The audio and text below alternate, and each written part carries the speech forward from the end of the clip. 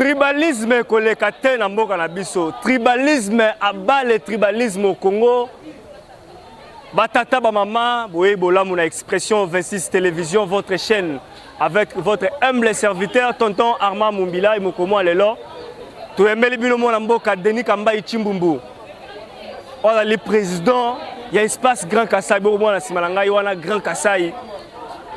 Tu emeli lo zala qui face à la presse.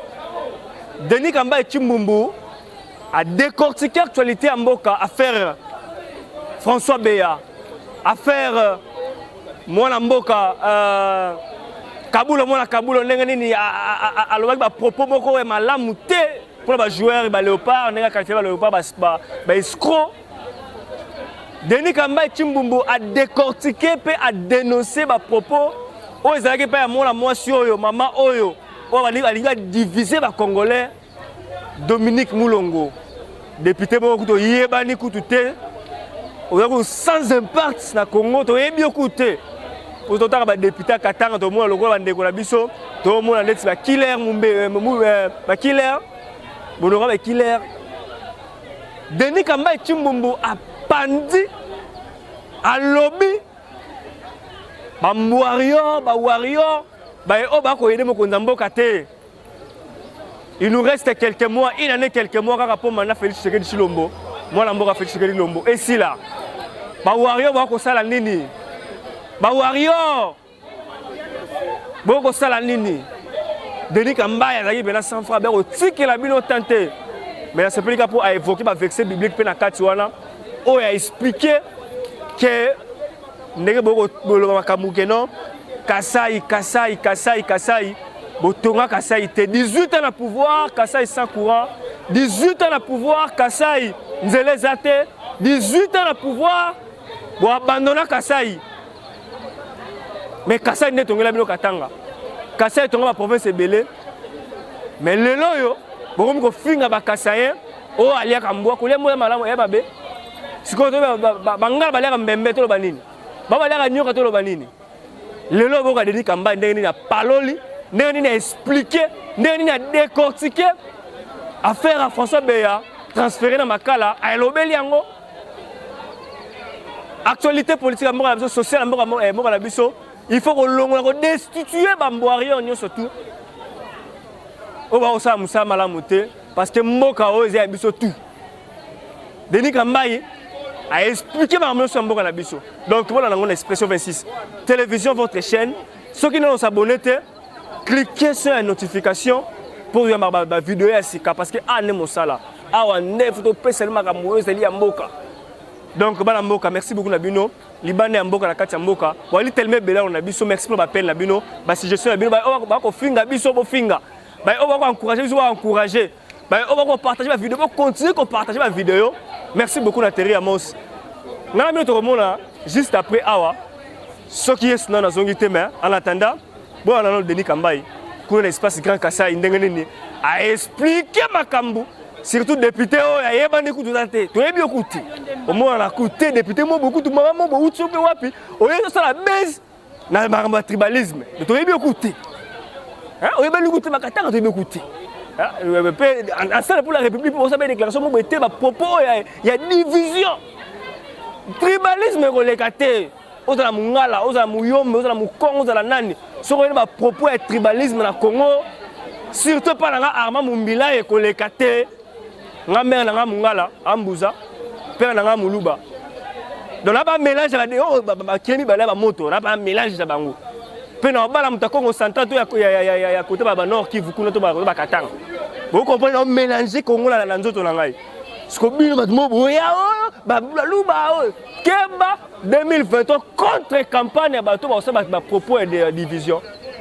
Merci beaucoup na appel ko pour la opportunité au pesa biso. Tout ya maman Mboka Denis Kamba ndenge expliquer. Nga minute moi juste après à ce qui sont dans de presse en ligne du Congo appelle quoi en cible. Nous sommes tous là dans le cadre de cette émission face à la presse. Face à la presse, on appelle ça conférence de presse Made in Appelco. Et aujourd'hui, nous allons recevoir, lui c'est un grand. Avant de lui présenter, je ne suis pas quand même seul, je suis avec ma conseillère Rachou Chako que je donne la parole et après on va introduire l'honorable. Rachou. Merci beaucoup, Junior Moyoabou, et merci à tous nos invités, nos consoeurs et confrères. Nous allons recevoir aujourd'hui le président de Synergie de Luton Kassai, qu'on appelle Synergica. Et merci, Tokoyambaye, pour tout l'obéda, tout développer situation Yamoka sur le plan social, culturel, politique, sport, tout l'obéda. Surtout que hier, Azali Moto, Azali cause, Azalara double casquette. Ma casquette est belle. Si vous avez un sport au côté, vous avez une culture au côté. Parce que les gars, ils ont dit, à Bengsa, ministre de la culture, il y a un peu de vendre de la ligne. Merci beaucoup, chers amis, encore une fois de plus. Merci à tous nos abonnés dans nos multiples chaînes YouTube. Nous sommes là avec l'honorable sénateur Denis Kambaye. Denis Kambaye, vous le savez bien, il fut ministre des Sports en 2006. Avec lui, on va essayer, 2016 plutôt, il fut encore gouverneur du Kassai et aujourd'hui honorable sénateur. Avec lui, on va essayer de marteler sur quelques points. Nous avons la guerre froide qui règne entre la communauté katangaise ainsi que la communauté kassaïenne. Nous avons encore le palissade de sénateurs accepté par les sénateurs mais refusé par Matata Pogno. Et aussi, en quelques heures, à près d'une année, à une année des élections, ça se prépare l'élection des gouverneurs. Lui attend qu'un ancien, un gouverneur honoraire, il va essayer aussi de mettre le point sur les i. À part ça aussi, on va parler de l'élimination de l'équipe nationale et pourquoi pas aussi parler de la culture. Sans plus tarder, je vais quand même donner la parole à celui qu'on appelle honorable sénateur Denis Kambaye Chimbumbu. Salut honorable. Merci beaucoup. Merci Junior Moyoabou. Merci Rachou Lipassa.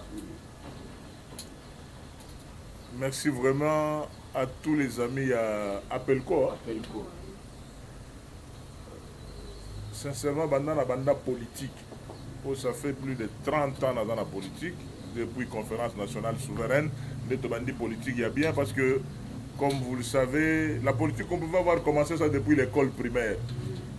Pour ceux qui sont de Matete, qui sont ici, ils savent qu'il y a une école qu'on appelle Michoni, à Nunga 1. Donc nous, on a commencé la politique là-bas dans les années 74. On a évité en 74, c'est-à-dire que la politique se commence, tu es déjà chef de classe, au bavard, ce qu'on veut ma récréation, au foot amende, ce qu'on foot amende, au tikali na kati, pour il faut appeler ça rapport et pas maître.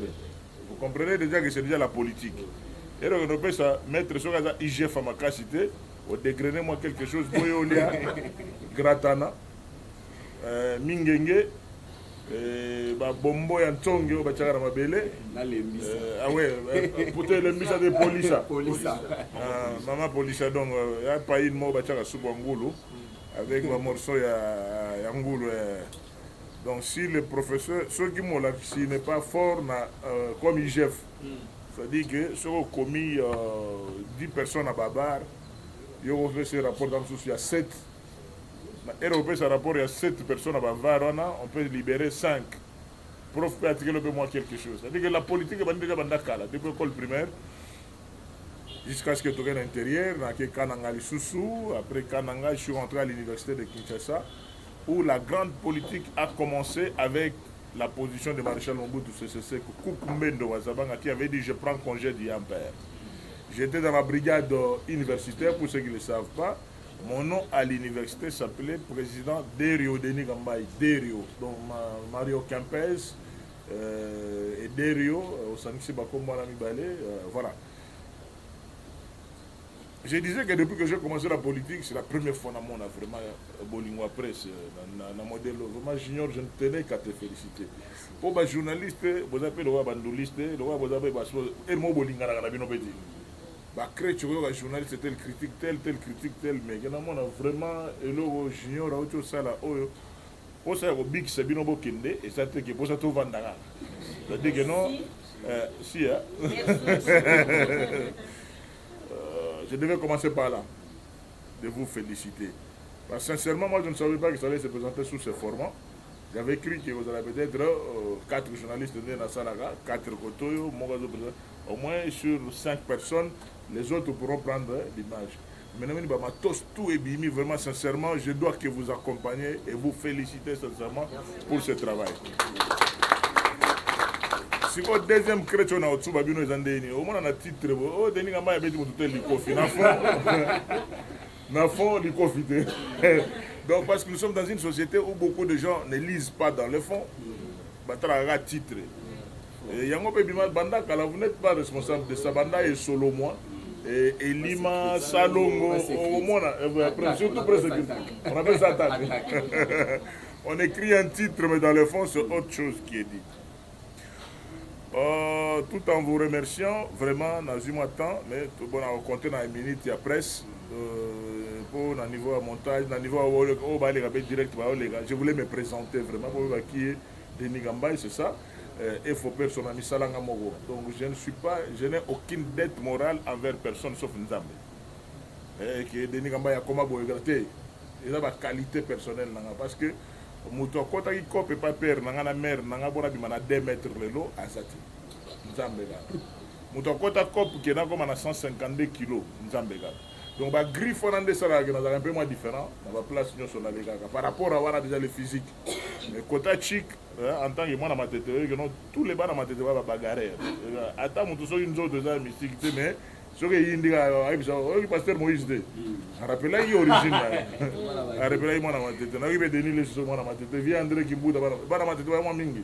À part bana rombungu bana kisenso bana ba place na bango bazara. En père aner au fumo banga moyo. Bazara côté na bango banga moyo. Et là, junior Abosani qui présenté, je suis aussi député national élu à Kinshasa. 2006-2011. Au-delà d'être député national élu de Kinshasa, j'étais aussi président de tous les députés nationaux de Kinshasa. Bango tu vas bien un président. Oya koloba bien un président à Katala ils sont bien Denis Gamba est président. C'est-à-dire que de Tchang en passant par Moamba, Funa, Lukunga. Seul via Telemela Inga via Ada Bombole. Oui, à l'église de Nalikonda. En plus aussi, Nengejiba Yembae, Marambutu. Les grands Saoudiens. Mais là, alors, via Ada, Telemagnétiquement opposition, mais on a une stratégie politiquement. On a Benda Palou, camp de la patrie, Bangotu, Bachanga Poa. Et l'habillement président va député Redek. C'est-à-dire que moi, je crée, après moi, c'est le délige. Depuis 2006-2009, depuis tout démarrage, on a évité ce qui va député national Kinshasa, qui est le président, mais Péro Dananga président. Et je suis le seul à avoir mis aussi dans la salle de congrès, à un moment, chef de quartier, tout pour parler dans le cadre de vacances parlementaires. On a une provocation, une question, nous pouvons évacuer Denis Gambay. Donc député national élu de Kinshasa au calcio Bougamikoua. Donc le président va député national de Kinshasa, les ministres des sports les plus compétents. Atabondimi par un moto de briller, mais ngana yo gaga aux populations de Bagabanda Tchangu tinane na keneguna côté à Kintsuka pêcheur. So yo gaga pêcheur ah Denis Gambay donc na yo kaka. Na zabe mutu. Na yo gaga et place nous na sala ngopé dans kona ki ba vitre bon na yo gaga demande le peuple. Donc Mazali ministre en 2015, en septembre 2015, Boulot et Daé, dans le ministère, en décembre 2016. Après COP, il y a Bassami Badi Bangabanani, tout ça, puis ils ont démarré. Et j'étais gouverneur de province pendant une année, dans Kasaï central, décembre 2017, décembre 2018. On a juste une année. Aujourd'hui, je suis sénateur. Donc, presque 4 boulots déjà, c'est-à-dire que sénateur, député national, ministre et gouverneur de province. Si vous avez un campus, on a des chefs de travaux, mais chefs de travaux à Kala. Donc, pour les jeunes, professeur, la politique est en train de me distraire un peu, mais il faut 2 ans à l'université pour aller vraiment au aussi sur la thèse. Je suis content de cette visite. Là, je m'étais présenté parce que pour solo, il y a une question d'actualité. Donc, question d'actualité à Liboso, les relations entre Katanga et Kasaï. Ça se dit, ça se parle. Il y a des injures dans les réseaux sociaux. Mais cette partie à intervention, on a dédié à Laurent Désiré Kabila. cette partie d'introduction des relations entre Katanga et Kassaya. J'ai dédié ça à M. Laurent Désiré Kabila, on a regretté l'Iwanae, parce que s'il était en vie, mais la vérité, c'est quoi par rapport à ces relations? Mon peuple périt faute de connaissances. Donc mon peuple périt faute de connaissances. Il n'y a aucun problème. C'est pour cela, quand je dis mon peuple périt faute de connaissances, parce que tu belé, dans la constitution, on a un awa, tu belé, dans la Bible, on a une Bible awa. C'est ça l'origine, l'ignorance. Tout tourne autour de l'ignorance. Et deuxième aspect, l'impuissance du gouvernement central. J'ai dit l'impuissance du gouvernement de Warrior. Donc on appelle ça vraiment tenter. Donc l'impuissance du gouvernement de Warrior, aux hommes de chef de l'État qui a quelque part à sali tourner. Et Erazongi, rien n'est fait. Ce n'est pas le chef de l'État qui doit le faire. Article 91, 92, 93, il y a la Constitution. Qui est l'exécutif? J'ai beaucoup aimé l'intervention, il y a le premier président de la Cour constitutionnelle quelque part, je vois Isaïe Kota Bakassa, on a expliqué tout. Quel est le rôle d'un président de la République? Quel est le rôle d'un gouvernement? Yango mona nenga ki budigi no to betaki libanda to beti bien te biso na relation na biso FCC cash parce que tozali ko bunga rumba tozo ba dire quel est le rôle ya Pepe Ilou Kamba et quel est le rôle du président Félix Tshisekedi. Au nazoro ba mon peuple périt faute de connaissances. Avant d'aller plus loin, na point o soki junior va permettre que non na beta point par point après na tika la bino temps muto poser question na e. Oyo mukanda ozo caméra bazongo bakomiango de la lutte de libération du peuple Lulua.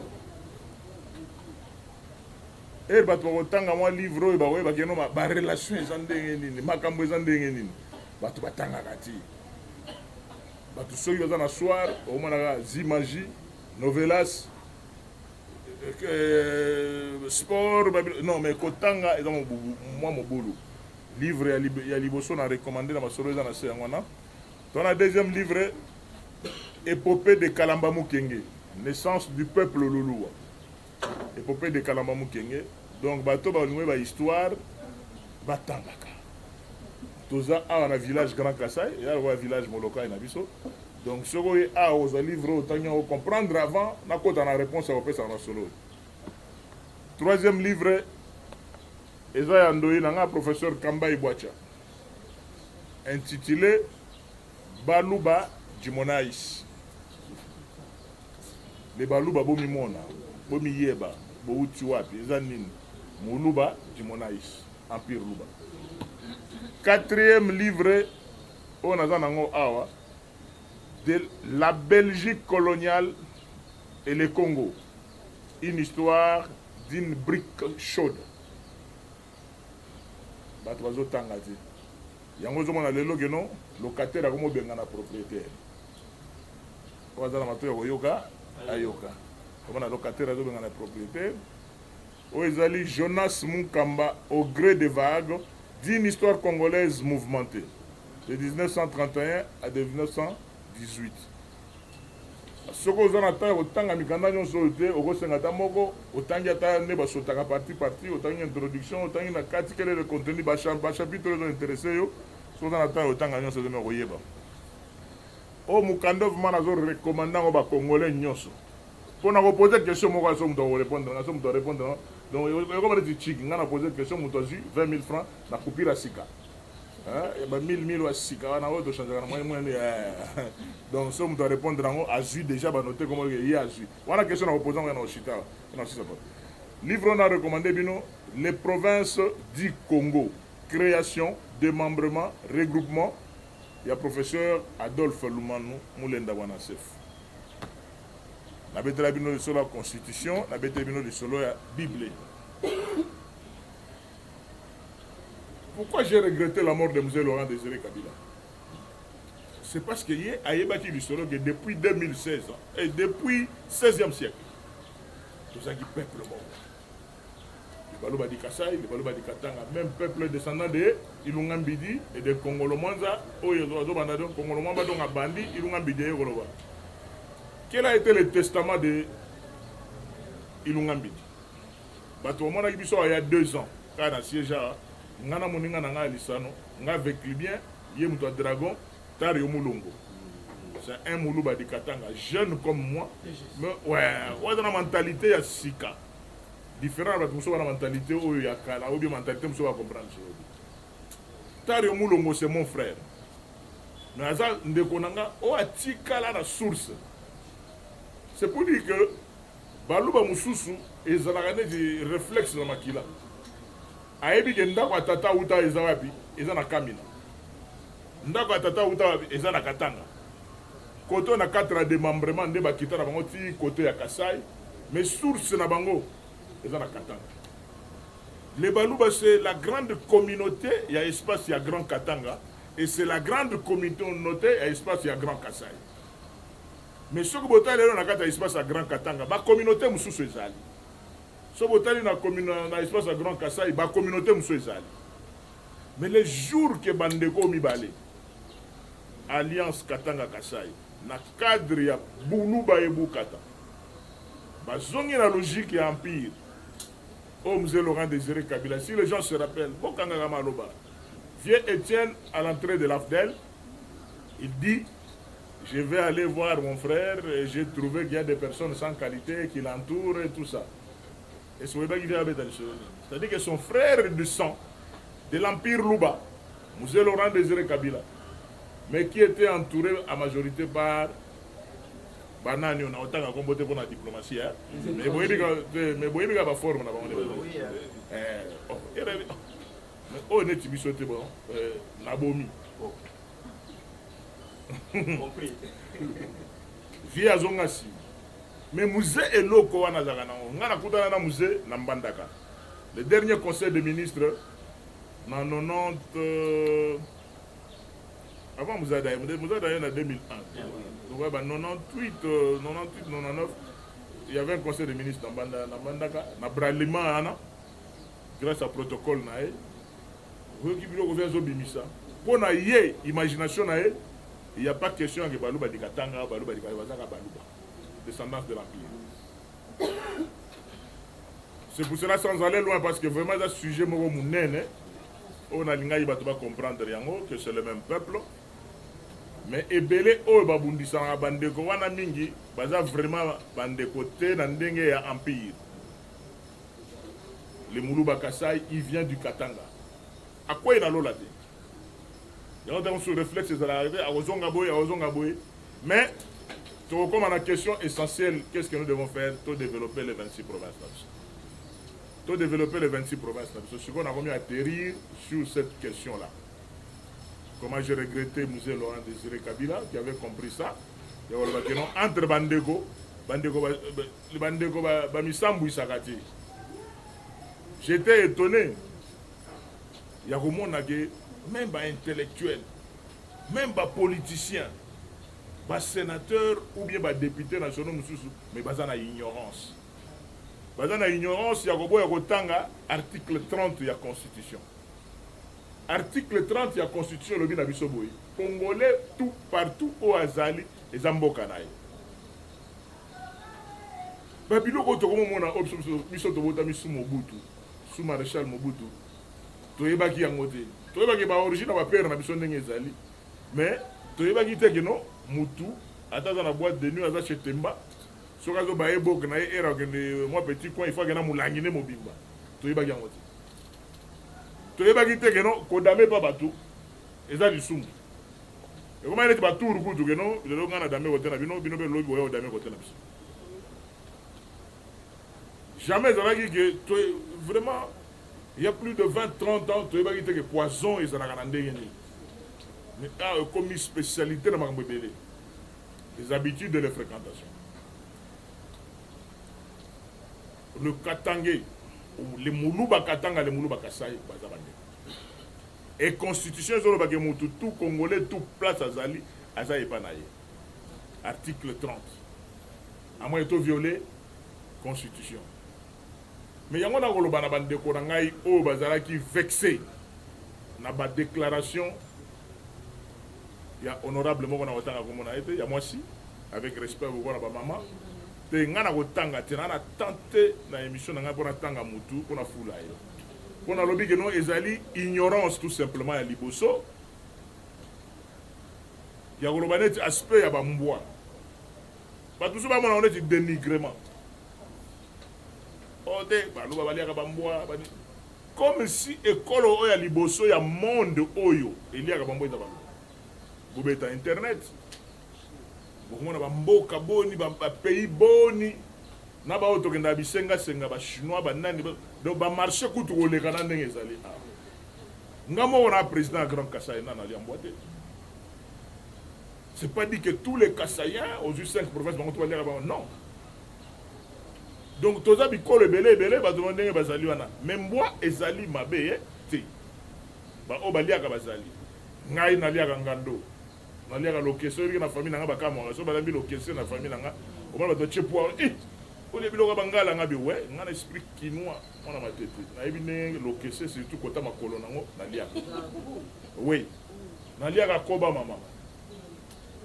Mais maintenant on a lié na testament kaka et mon mona dîner tu m'as yebonné dîner bon mais si o loke na ngando na liaka donc lokese na liaka koba ba petit mo baza quelque part ba liaka trop ba kondoko donc ba nya ou ba donc biloko kolia eko comme critère ya dénigrement ba et pourtant to yebi que no ba critère surtout ba to musuba golobana to yebi ba culture na bango biloko musuba to basala kana kaja ba succession ba pouvoir na moyen na le bela binongo exact plus grave que ko juger mutu sur base ya kolia la bible auto tamola nango le bigeno ko juger mutu sur base azolia nina eza culture ngana lo bigeno place on ngana lia koba ba tout so nango grave place on ngana lia ngando nous avons de culture net côté na biso kota dibaya kota ba kamwe na sapu ba jila kasanga donc ba jila kasanga et ba jila kaka donc baliaka pangolin te. Vous comprenez donc et pourtant la place nous a sous Canada Damas et nous on est là mais quel est le problème réel? Le problème réel qui est là c'est la xénophobie. Le problème réel c'est le tribalisme à rebours, parce que on va donner un tribalisme non. Puisque le tribaliste quoi pas notre identité et surtout quelqu'un qui est assis sur le grand Kassai à cause de la tribaliste. Et j'ai toujours dit partout où je passe, mon tout tribal, au moment où je suis tribaliste. Je suis quinois. Ceinture de sécurité, dans deux personnes civiles qui sécurisent. Je suis soldat civil. Et Yoyebi, maître City train Tramonio Manamunagera, Mungala solo. Moi, en Équateur, donc, Tembete. Immeuble. Comme on est immeuble Sibolite, Lokamba Sibolite, Azamotete. Vieux Edi, Zombo le soir, va contact dans Magambo Belé, Maïndom. Bah, des chauffeurs n'angao nazana bango. Chauffeur n'anga dans le Congo. Petit me gusto, Kadogo n'angai, gentil. Jean-Pierre à Congo, Pablo Azam Mumbala, au garde de la Zoyaguna à double nationalité, Azali Kisangani Bandung. Donc ceinture nanga équiparateur na makambana. Mais nakoki ko wanga n'a jamais ba origine nanga. Vous allez voir Jésus de Nazareth, mais libérateur du monde entier. Vous comprenez? Parmi Kabana Mayana Barabo Lissoro Boyogona, j'étais stupéfait hier dans le Sénat. Tous sur la masse de mon sénateur, honorable Denis, on a Makamunde, on a besoin de se le les a bien aimé, réalité Zagaga. Il faut battre notre toit à côté. On a chef de. Ozoyo Kamuto qui est à niveau chef de division. Chef de division, Moro, Batchekuna, Azamoulouba. Mais chef de division, c'est un fonctionnaire à l'État.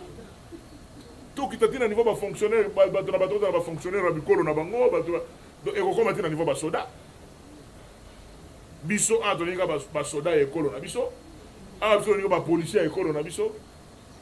Tout en dédiant cette mission, cette partie de l'émission à M. Laurent Désiré Kabila, nazo de diango pe na maréchal Mobutu Sese Seko Kukumbendo Wazabanga. O alobaka que non, après moi c'est le délige. Il y a un monde qui a constaté. Esprit et côté li mutuka ka ke po bima gouverneur de province na Kasa il faut zaka muluba. Po bima gouverneur na côté faut za école hôtel. Mouswahili non. Nous devons mettre de côté cette histoire de gouverneur originaire. Tous on a logique sur de garder vraiment unité nationale na territoriale de non originaire. Donc ma campagne sur la zone bango, ils ont une constitution, ils ont une histoire dans le Mikanda, mais na chité la question na Bible. Na Bible on a vraiment il faut attendre pour battre belé ne bazala ba ebele ba ya ba bale oh te de ngamba so ma munini. Et la Bible moi na pasteur de ngamba moi na pasteur na ndenge ya mukete. Donc na préparé bino enseignement ya lelo. Enseignement ya lelo na Luc chapitre 23 verset 24. Luc chapitre 23. Bon, nous sommes dans l'église, on a déjà. Luc chapitre 23 verset 24. Nous avons tous qui sont là. Luc chapitre 23 verset 24. Beaucoup mieux. 23, 24. Alléluia, ma sœur. Qu'est-ce Tanga 34, Tanga 34, c'est bien. Il a décidé de faire ce qu'il demandait. 34, ce qui est dans le 34. Mais Jésus disait, Père. Mais Jésus disait, voilà. Père, pardonne leur car ils ne savent pas ce qu'ils font. Tout point. Est-ce que vous comprenez de manière à dire que Zambelimbi Sabon? Ah, Kofi Mbelo, Kassé la Tambelo, Zambelimbi Sabon, Te Wenge. Kofi Bayemba, Zambalimbi Sabon va éviter. Nous allons conclure à niveau. Zambalimbi Sabon. On n'ira pas à gauche ni à droite. Zambalimbi Sabon. Pour éviter. Matthieu chapitre 5. Matthieu chapitre 5, et là serment sur les montagnes. Autant du verset 6, 9 à 10. Pour te clôturer le sujet à mon nez. Avant d'attaquer le sujet à mon nez. Et ceux qui ont faim et soif de justice, puisqu'ils seront rassasiés. Et c'est toujours comme quand on a mené le texte. Bandela maman. Heureux ceux qui ont faim et soif de justice, puisqu'ils seront rassasiés. Merci. Verset 9. On a 10, madame. Heureux ceux qui favorisent la paix, puisqu'ils seront appelés fils de Dieu. Heureux ceux qui sont persécutés pour la justice, puisque le royaume des cieux leur appartient. Donc, Matthieu a conclure partout. Il y a au sauté 43, 44, chapitre 5. Matthieu chapitre 5, versets 43 et 44. Vous avez entendu qu'il a été dit, tu dois aimer ton prochain et haïr ton ennemi. Mais moi je vous dis, aimez vos ennemis et priez pour ceux qui vous persécutent. Na sukisi première partie on a dédié on a musée Laurent Désiré Kabila na maréchal Mobutu Sese Seko Kukumbendo Wazabanga. Deuxième question Zahine. Palissade des sénateurs. Ah, voilà, deuxième question. Palissade des sénateurs. Batata Bamama Bandeko, chers amis de la presse, na copie ya palissade ba sénateur bazalaki te. Est-ce que tout le monde a malamu? Bakop ya mokonza mboka apesa ba don ya bamituka e bandi pe lelo te. Na époque grand prêtre le maréchal Mobutu Sese Seko Kukumbendo Wazabanga on a kobosa na jamais. Maréchal apesa ba car na ba prof. Maréchal apesa ba car na ba magistrat. Maréchal apesa ba car na ba directeur. ya ba administration lelo ba entreprise musulo wa ba onatra o koma bo so za isu de directeur au Carter o comme directeur au Carter o comme chef de département mais nanguma silence sans que mokili ba mais le kola to comme la société ya banda bino boya ona banda bino boya vitesse comme bon na zolo ba boya donc ba mususu les gens na poto ba partout ba kolobela mutu commentaire na ndenge nae la vitesse ya réseaux sociaux et communauté mo voter makambo ba député nationaux na okota yango te mais biso pe la mystique a fourmi parce que nous avons été des parlementaires depuis 2006 tu dis que non so il copie betami na niveau ya Sénat et Assemblée nationale et beta ma rappelé na Sénat parce qu'ils allaient un parlement avec 2 chambres. C'est comme ça que biso ba sénateur to sengi huis clos ils ont essayé de beta ma solo ya cop to beta ma solo ya privé to ngi boye baté mais net huis clos to beta ko beta dema to beti huis clos to bimbala mo na réseaux sociaux.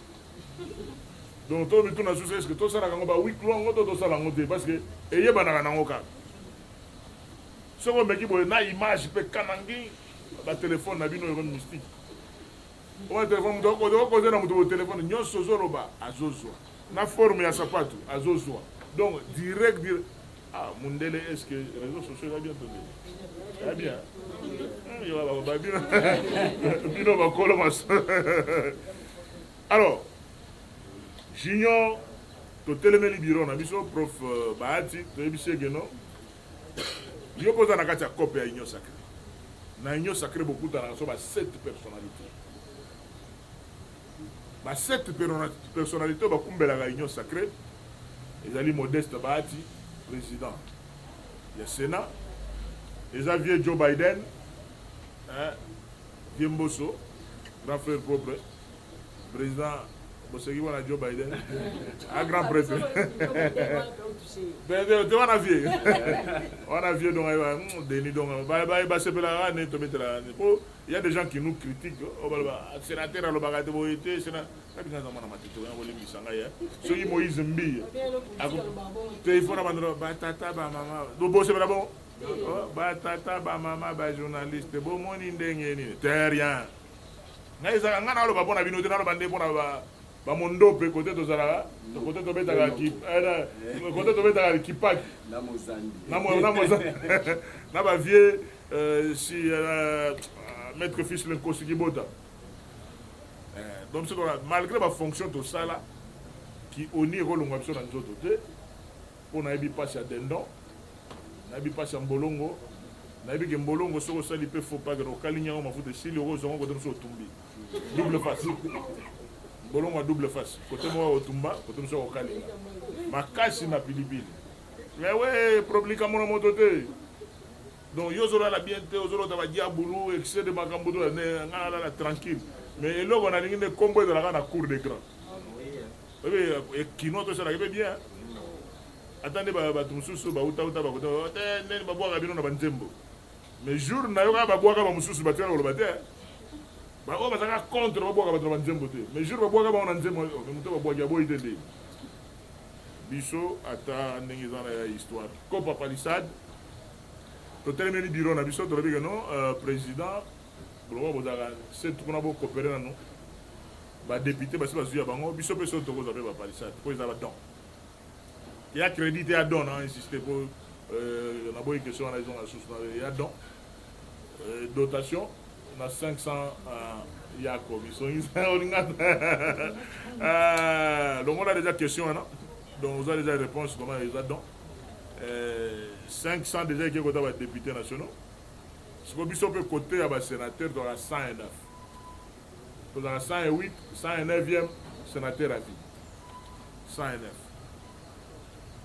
président Bahati Azo Kumbela Sénat, président Bosso Kumbela Assemblée nationale, premier ministre Bawario Sama Lukonde Kenge, Azo Kumbela gouvernement, Moïse Katumbi avec ensemble, Yaya Lamingi ba réunion témé secrétaire général Naé, Ndé Moutazarana ba réunion mingi. Après on a vu nani bon na benga ba basé pour badenga ba 2-3 ans, mais biso tout ba na 60. Président Jean-Pierre Bemba Azawana na vieux Charles Okoto wa kumbela biso ba to changa kwa biso ba mosaïque PPRD ba nino to chakwa dans ma solo. Vieux Charles Lepot. C'est ça la composition de l'Union sacrée. Ma kumbeli ma solo ndenge ezali. So peut se retrouver mais tolobi to be dans ma solo na huis clos. Lokola biso to ba mikolo, hein? Lokola biso au comme sénateur, c'est supposé que vous avez déjà moi quelque part par-ci par-là, vous avez déjà la bundeli na yo. On a bakar aux gens comme gouverneur de province, on a bakar aux gens comme ministre, on a bakar aux gens comme député, moi quelque chose des alliés. Mais car on a mususupe par rapport à mandat on a fait histoire la période de tous années dingane na bakolagi na 2006 na bendaka deux patrol Nissa patrol ya Sika 2006 on a pouvoir na biso chile gelo hein pour natanga na bane bobenga biso pouvoir chile gelo mais na 2006 tobenda bakar wana. Mais quel est le problème? Et puis tout le micro, tout la discrétion, maramusu tolinga maram na biso te. Lokola trop bien on eza cop na biso ndenge ezali. Maramoko to kendo pata sanga na réseaux sociaux. J'ai vu ma petite muso montagne babilo ko bona onete o critiquer na musika mais ozo risque te ko kota lopango yo attaquer nga. Na bien on a risque. Pour soko ça il faut pas caméra te. Habite tena lobi monde. Tena lobi risqué. Deni ngama yo finga na réseaux. Newo o ba ko finga na bango. Te. 1 mètre boy sans caméra dans te. Ah muto ba no senga ba pardon. Ne di concert mo wa zego ndenge ezala petit mo ba manga respect na mettre fils l'encosi sécurité ya monstre. Donc petit mo na ndenga ki mateteka ba yenga lo wa zaki bele ba manquer vieux respect. Tongo etana kate etane matete zanga ba couloir te za pena ba tunnel na mo vie azobi makoto petit on appelle ça mettre en place à mettre fils et que petit afukama vie kolanda bilo wana te bilo wa caméra na sala ika po ba mona ga monsieur po vie na dans les coffre le kosi kibota donc yeso ka be di kanangi au vendre so petit afukama parce que vie ko beta to beta. Mais via ça, ça manque déjà respect. Alors bien ma caméra va filmer dans les réseaux sociaux. Mais quand tu as caméra qui vient au monde, c'est tout simplement ça en ce qui concerne le solo à palissade. Donc moi na mai, monsieur Tozanae, auto ibani bien. Te nasi ça te méchanceté parce que après maloba on a to kota ki huis clos mususu. Mais ko za ki huis clos moyen na loba te. Mais ebimaka ya wana comprendre te na huis clos wana ezalika mpona kopesa mwana mai conseil à place oyo eza te boma je sais kozala baéquipe ya communication ozala bajournaliste to baolanda o mais yebaki makambo oyo tosali kaka masolo na biso na kati etikalaka na kati prochainement boye bien te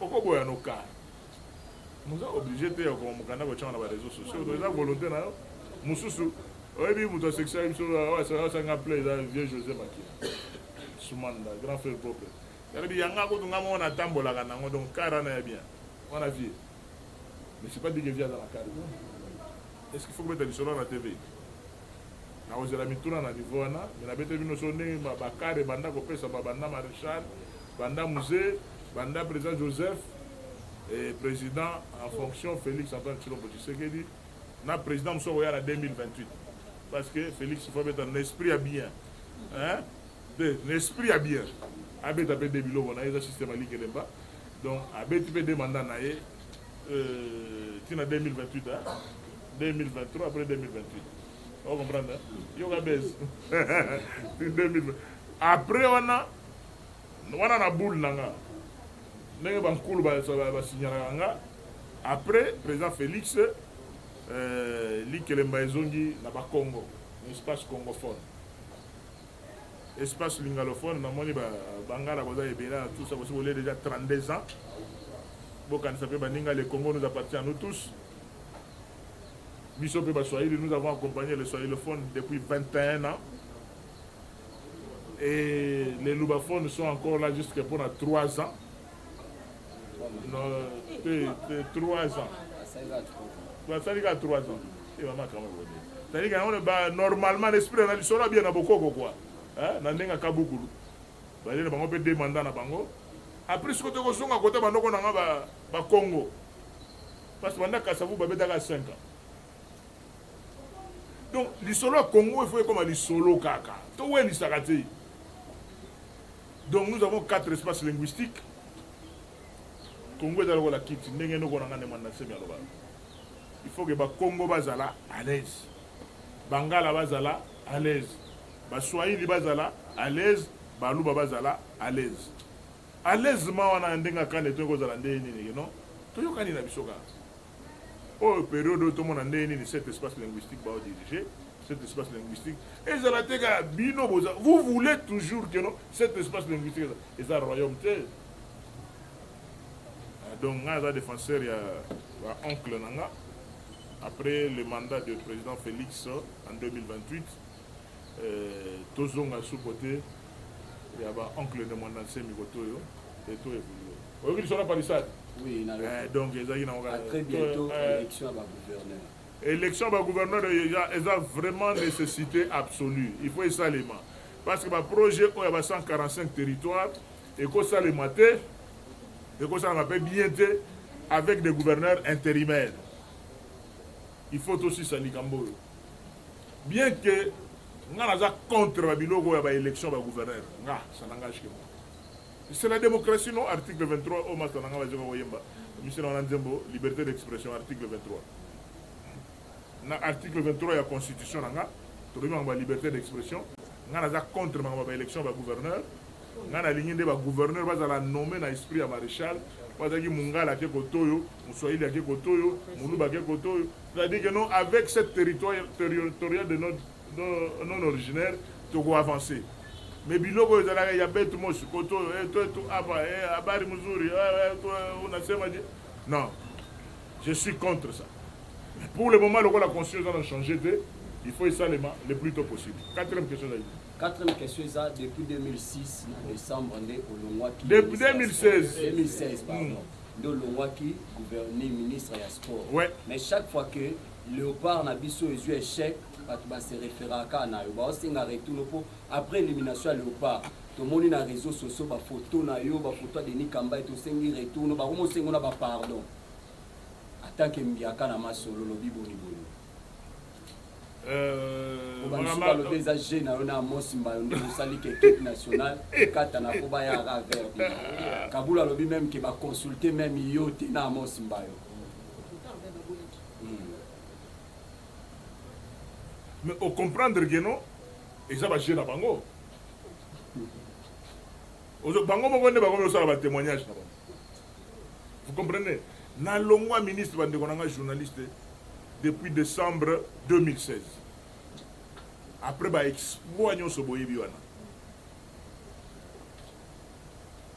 Bano ba kenda ba sportif de combat ba Gibajo ba kenda ba poto ba zonga awa na Congo. On a tournoi de sport de combat grâce à Denis Gambaye. Et marqué Bangote. Donc, si le loba est là, on a tous les combattants, donc les véritables combattants. Voilà. Quand si Bangona, il y a Churamboma, Bango Tunde, Bayaga, Action Zakoto, Mwana Ngaba. Donc, Bango Tubayaga, donc ça faisait plus de 20 ans Banana Bakenda. Bakadi Masalami, Manson Sayou Makutu, Badete, Banda Bakenda, Bakozonga. C'est-à-dire que non, nous avons eu à comprendre que le ministère des Sports est un ministère à football. Et un ministère, il y a sport. On est sous notre période de premier titre, il y a sur rugby. Mais on a gagné la Coupe d'Afrique centrale na Rwanda. Dans le même stade, à Mahoro Stadium, avec rugby, il y a la qualification. Taekwondo, on a fait beaucoup à la tête de ces ministres. Et Tikalandé qu'on marqué battu. Mais le problème, il y a des gens qui ne comprennent pas que Makamusu est tambola na makila. Makamusu est tambola na makila. Ministère des Sports, on a ezalaka bandaka na. Chose au kuta ba vie Guaké bazaka ba ministre des Sports, ba pardon Kaliba bazaka ba ministre des Sports, ba Bofasa. Donc il y en avait beaucoup baki ba samali. Mais nous sommes mettre sur le ministère des Sports Denis Gambaye. Et pourtant même après moi, j'ai eu Willy Bakonga, j'ai eu le Ginangana ni Papi Nyango, j'ai eu mon conseiller financier Moussa Nzambe. Amos Mbayo sikoyo leki na biso Serge Konte ya kambai na kati nini mais na rataka te place pour na pesa information que non nzungu bolukaka na pesa yango na Willy Bakonga ye moko pa ya kosamba boke no luka Willy Bakonga ayebisa bino nzungu asala nango nini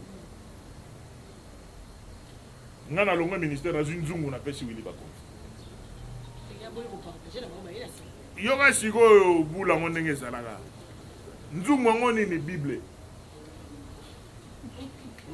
koba mama secret ya réussite ya vie ya moto ezali awa banda Genèse ti Apocalypse okuta biloko tout na bagwa na ba laboratoire na ba prière biloko tout ezali awa na Bible na ba psaume ebele ya komba ezali. Amen, maman. Amen. Alléluia. Amen. Tu vas appeler l'église comme ça. C'est-à-dire que non, si on regarde l'Apocalypse, il y a beaucoup de versets à combat. Et la réussite, il y a vie à moto, la concentration. Et moi, je suis vie, je suis simbaté, on en a parlé là. Attends 48 heures, attends, j'ai une prière, il y a une concentration. Concentration, yoga, non, on appelle ça concentration. On appelle ça Willy Bakonga Bible. Alors, tata, on a un peu de mbula mogo, on a lipas nanga donc pire mutu nanga donc ne va Bruxelles, to bande ko na bino musu na to dame ko to ke ba na ba bana na hamzu to donc Willy Bakonga pire. Attendez nga remplaçant nga na ministère na COP na ye selon ye wa yebisanga na oloba yango habitata nga na tayi pona ministère de nga za oloba nga EPS elo wana so EPS so lo wana na ba école na sa nga na kinde kuna me batuna bino kaka no balongola na ndenge ya ko mutu asali ba résultat ndenge wana to préparer chance ko to mo ke na kan ba contact tout na solo na bateke parce que Gabon bateke, Congo Brazzaville bateke, Kinshasa bateke. Mabele lobaka. Mabele et lobaka. Vous comprenez? Vous comprenez le côté coupé? Namboka bateke ga. To développer bateke tout, ba grand chef tout. Donc on a besoin yango kalatozo. C'était notre coupe. C'était notre coupe. Tout était déjà. Tout était parce que avant il y avait aucun bitumba. Est-ce que l'équipe n'a pas léopard ou pas petit on va faire? Souka na bajogo, ba petit on a bango bastard. Le lo est normalement ba manquer respect na bakambo. Au moment où ba Marseille bazole la bakambo. Donc ba soki Marseille bakambo bimi na terrain. Mais awa mitema mabe na biso oyo azeko alobi eza découverte mususu na ba richesse mboka na biso. Hein, motema mabe. Vous arrivez à comprendre que non? Ba troisième minimiser ba troisième ba jour ba Gaël Kakuta. On a petit achaki bi ya mystique on a deux joueurs. On a des stars. Ba Chancel Mbemba oyo. Mais moi Crèche a diminué les manqués. Mais tout ça, ça s'appelle organisation. Nous avons un stade de Boulou Yeketi. Ils ont fait bien tout le monde. Nous avons un stade de Mobimba. Parce que la réalité football africain est la réalité. Des bols, on a pas de réalité africaine. C'est-à-dire que nos matchs attendent entraînement aux Oeba. De matchs comme ça,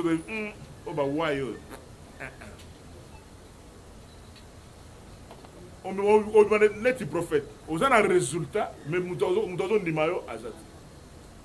On a un match, nous sommes connaisseurs, le match, il y a un match à 5 dans le terrain. La billet est belé, mais il y a banane.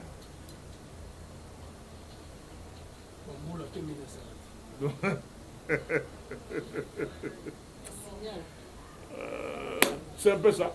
C'est-à-dire que nous, on a l'ongwa, nous sommes dans la Tanae, on a fait sa Bible. Et pas Willy Bakonga na remise et reprise. Et on a fait Simon Nama et Bible. On a dit, on a mis ça. mais kobima nabimaka remise de reprise parce que air de reprise tokendaka nanu tokobengana awilo neni tokutani quelque part ata kota grand hôtel wana kota payo tobandi na biso baministre basala kwa master tokabola mwa mpe ndenge ezali nzoka nde na nsima na nga wili bakonga ayebisi petit na ye rigen petit zwana no eloko wassure vraiment que non eza bible oyo deninga mba etikelinga wili bakonga je l'ai dit devant vos caméras atuni rigen bakonga rigen zwana no eloko avie na wa petit bien que lelo collègue na zwana no eloko avie na vraiment est ce que ça vraiment bible kotiango ata na tiroir de bimisa na biro na abimisi nzungu mais ti lelo air tokutana ye toseka likambo wana mpo na ye andimaka te keno basekre eza kuna donc ndenge bato banda basolo banzungu sekabulo na nani oyo na ya sante mulongo oyo na RTNC ndenge batumbanga osoba longolo eske fo osilika ya makambo ya leta ngai te papa bokobunda na mopepe parce que soki eza nzungu moto afinansaka mpona kotia fufu ya masangu na maniogo mpo fufu ebele eza na financier na ngai ena asala nzungu akomaka ministre ayeseka ayebi nzungu bon na clôturer place. Merci beaucoup, cher ami de la presse. Vraiment, merci à tous les chevaliers de la plume. À présent, tous les canabagés de questions et réponses. Tous en audition, motuna o moninge ici à tourner pour répondre à un côté. Et logo ici au moni clair pour répondre à un côté. Soki et si kaka reçoit miwana, vous voyez que se déplacer avec Aliboso pour que au mona. Na do compléter na junior nenga zoloba. Soki pe boyoki nga bien. So bosi bo comprendre makambo tout. Bo exploiter ka auto. Vraiment parce que c'est vraiment clair et simple. Le là mai nagadia. Oye on se présenter comme oui. Parce que question d'actualité à Makas, les Makas, on s'est présenté comme bon chef. Rachou la caramel, correcteur newspaper. Narolinga la banda, parce que actualité à Liboso et aller loko ego Kabola, Kassai. C'est vrai que le sénateur a lobby à Limbisi. Mais la cause au moment où il y a Zali président en Grand Kassai. Synergie et session de Grand Kassai. Synergie K. Comme il y a le barakeno par origine. Patrimoine, est-ce que les alliés sont nités que tu retrouves et puis aux alliés, aux alaka ministres, aux alaka gouverneurs, aux alliés politiciens nene aux alliés au sala le premier Kassai. Est-ce que les sont nités pour Kassai lelo surtout talé en haut pour ta tête ça nene baza fond fond la force. Kassai ba ok na kata. Est-ce qu'ils sont nités? Et puis de lui, ceux qui te cueillent, il y a que non, Palissade il y a qui dont, voilà la deuxième question. Voilà la deuxième question. Palissade il y a qui dont. Si vous posez une question, vous avez bien. Vous avez voilà. Et on a lobby un leader. On a lobby que non, Zambé Limbisa bon pour baïbi mambazo salati. Bande qu'on a un leader notable espace à Grand Kassai Limbisa. Mais responsable ya makambo oyo ndenge ezolega même ata jour tokuta na devant le chef de l'état na oyo c'est ça gouvernement ya ba warrior na minito nazoki na makambo akala te oyo elegaka période ba papa kiungu oyo mais musée Laurent Désiré Kabila yaki déjà koorganiser koboma makambo nyonso wana koavancer mais oyo sikoyo responsable numéro 1 il y a humiliation j'ai dit il y a humiliation na ba Kassaïens na ba réseaux sociaux. C'est le gouvernement de Warrior. Parce que les Kassaïens ne demandent pas trop. Les Kassaïens ne demandent pas trop. Rachel Obito Tongat. Mais Tonga place Sima Ezate. C'est-à-dire quoi? Quand je suis devenu gouverneur des provinces du Kassai central, Nakuta sac à ciment à $54, un sac de ciment. Pour Tonga maison, il y a un y a 3 chapeaux, biso vraiment côté à Nzamba Pambola biso côté nombre d'enfants. Quand on a il faut normalement chambre à la fille ezala, chambre à la garçon ezala, chambre à la visiteur ezala, chambre à la parents, la toilette. Il faut toute personne à un certain niveau a une maison avec au moins 4 chambres. Mais un sac de ciment à 54 $. Bêta machine qu'on a au Tonganda. Comment vous devez y arriver? C'est comme ça que quand je suis devenu gouverneur de province, on a trouvé que magie et ça, tout fait à Kalamambouche. Et le ciment a commencé à entrer de l'Angola. Tout ça, il y a une location sous ciment à Katangate. Le ciment venait de l'Angola. Et Natika Ciment a pris à 13 $. De 54 à 13 $. Le sucre. Parce que biso na niveau école na biso on appelle si bato ba finga na biso. Bazo sumu so ko finga genotolia rappel lo sona madesu mais to sucre. On comprend? Ngande na exagérer. Na madesu na sucre na lena on sona fufu. On comprend? Nga so ko chelinga makoso na one o kamongo. Mais yo tala taille, tala forme. On comprend? Santé, regardez vous-même. Santé, regardez. Na yo muto sala ba mais tala santé na tala oyangai. Donc oche makoso na madesu. Oh le wala biso siko bana tozo bota to bota na ba mama o baza ba culture o mala bana na o sekanga. Balambi loso na madesu na makoso. No ba sangisi ma ngana ko bimisa makoso na chemo panzi. Na che sigro na madesu.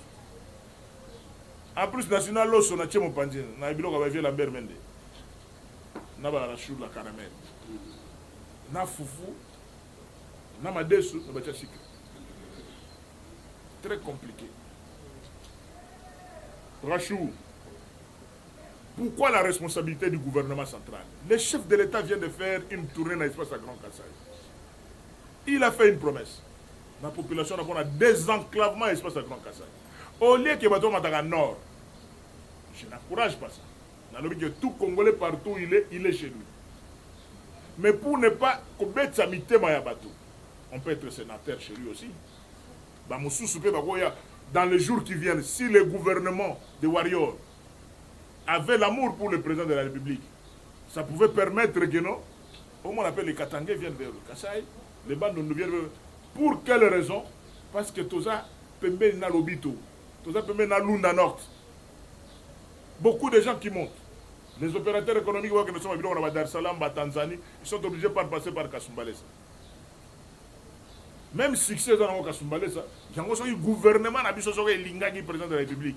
Il peut faire des Kalamambouj aussi un Kasumbalesa du Kassai. Il peut faire de Kamako de Chikapa Kasumbalesa du Kassai. Les Kassaïens montent et vont ailleurs par la volonté du gouvernement de Warrior. Bangonde est responsable numéro 1. Ils n'aident pas les chefs de l'État. Ils n'aident pas les chefs de l'État parce que ceux qui désenclavement en Aïsalami, ils ne sont pas de boïté, ils sont traités,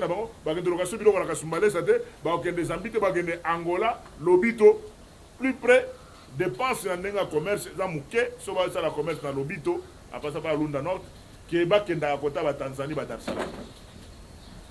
Premier argument.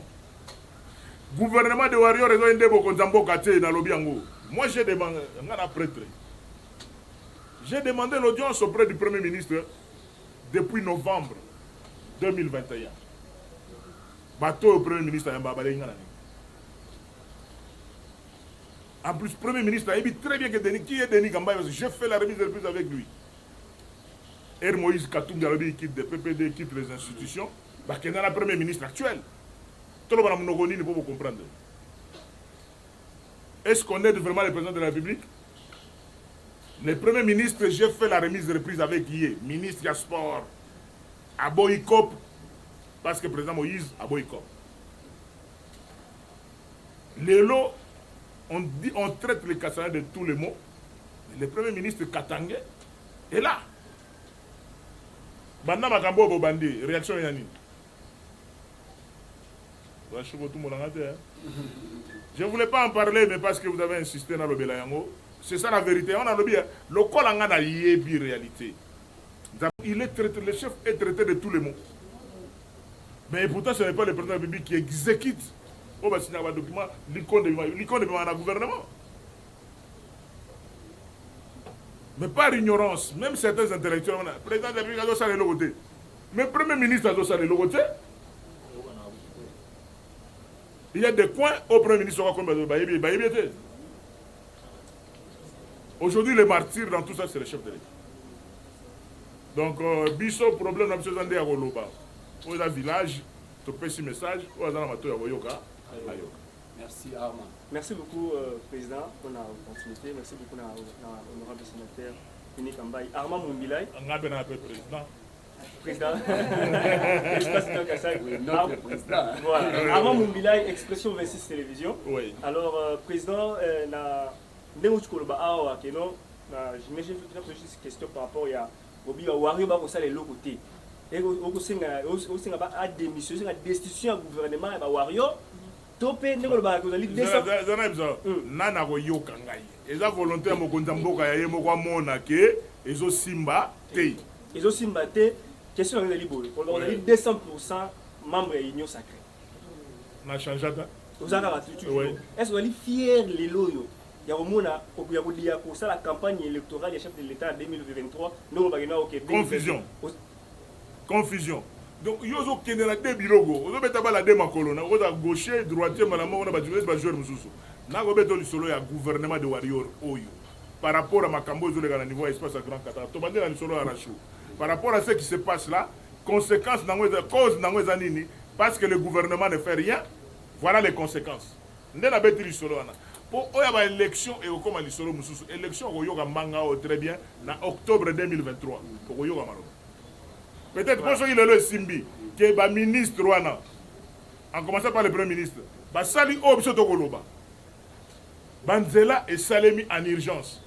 Parce que nous avons un chiffre de 4 mais il y a moyen, moi je vois comment les Chinois, les Japonais, les Coréens fonctionnent. Aujourd'hui, les Kassaïens n'ont rien envié dans le territoire à Tamogoté. Parce qu'ils ont tout, mais dans Mabélé, non exploité. Si on fait seulement le soutirage du courant sur Chimbu, soutirage de courant à Pamba, avec ces courants-là, on va exploiter. On a tout. Cobalt et Zali, cuivre et Zali, diamant et Zali, fer et Zali. Il y a tout au Kasaï. Mais il n'y a pas de courant. Alors, quelle est la vision du gouvernement de Wadior? Quand on a regardé, qu'on arrête. Merci beaucoup, Président. Mais question de l'actualité, question. Affaire à François Béa. François Béa, qui est. Il y a beaucoup d'irrégularités. Oui. Yom te confirme avant. Bah oui, avocat n'a eu collectif avocat n'a pas. On a porte-parole avocat n'a été. J'en ai besoin de vieux François. Oui, mais tu veux mettre sur vieux François. Bah ça coûte à 1 mètre de la famille n'a été. N'a pas petit n'a. Il y a même territoire, même secteur. Une de ses grandes sœurs, Azaraki, madame. Épouse, il y a des fins grands frères dans un salle accueillis. Mais le problème qui est là, il faut que les gens me comprennent. Je suis président du Grand Kasaï. Je ne réagir comme député et sénateur Moussoussouté. Parce que je connais la mentalité kassaïenne. Il est du Kasaï central, il est François Béa, Yango Logo, le président Félix, du Kasaï oriental. Je connais ce jeu-là. On a dit pour ne pas tomber dans ce piège, on a dit non, justice à Salam Salanay. Donc maintenant, nous croyons que la partie à enquête c'est scellée. Et comme ils sont préparés d'un jugement, nous allons être là. Et les gens qui nous verront, toquer prison, que nos ça vient beau, pour le moment, tout le monde est là, jugement. Jugement, c'est la responsabilité et ça mais je ne veux pas tomber dans des pièges. Il y a des sensationnels. Il y a des gens qui ont une relation de la vie. Vous savez que non, justice c'est ça. Nous, on est là, on va accompagner que la vérité est établie au grand jour. Alléluia.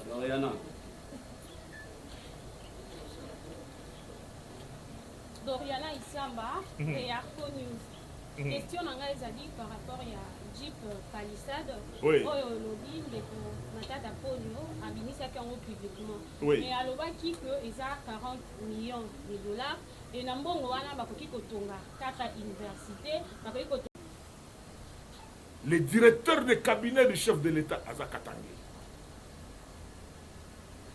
Directeur de cabinet du président de la République. Et quand tu le vois, Babilo Koyo, vous voyez ta réaction, le responsable de la communication et depuis Balongola, balwaka bwangana banani. Celui qui est le patron de la communication Mozamboka. Katangé. Zambeli mbisa bango bo wa ibanga bazo salati. Merci. Natika lika na Bible lipasa. Oh na lobi yango na lobi ke lelo le Kasaï